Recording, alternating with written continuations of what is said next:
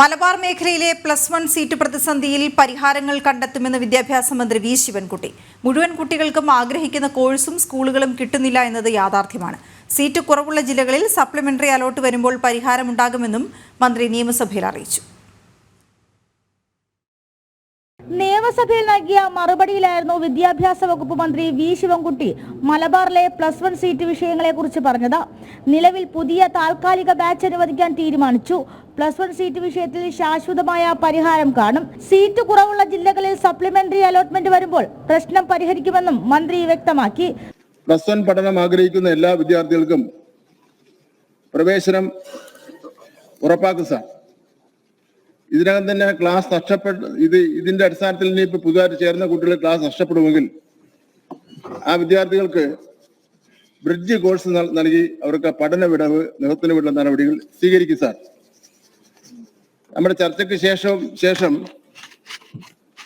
ബഹുമാനപ്പെട്ട പ്രതിപക്ഷ നേതാവും അതുപോലെ തന്നെ ഉപനേതാവും എല്ലാം ഈ school Kerala admission supplement allotment കഴിഞ്ഞതിന് ശേഷം നടത്തുന്നതായിരിക്കും നല്ലത് എന്നുള്ളതിനുള്ള ഒരു നിർദ്ദേശം വെച്ചു.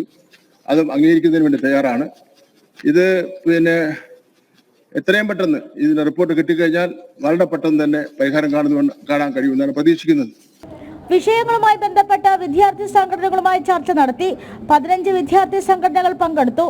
എല്ലാ നേതാക്കളും സഹകരണ മനോഭാവത്തോടെ ഇടപെട്ടിട്ടുണ്ട്. ചർച്ചയിൽ തെറ്റിദ്ധാരണകൾ മാറുന്ന സാഹചര്യം ഉണ്ടായെന്നും മന്ത്രി പറഞ്ഞു. നിയമസഭയിൽ ഞാൻ പറഞ്ഞതനുസരിച്ച് ഇന്നലെ വിദ്യാർത്ഥി സംഘടനകളുടെ യോഗം ചേർന്നിരുന്നു. ഉച്ചയ്ക്ക് 2 മണിക്ക് 15 വിദ്യാർത്ഥി സംഘടനകൾ യോഗത്തിൽ പങ്കെടുത്തിരുന്നു.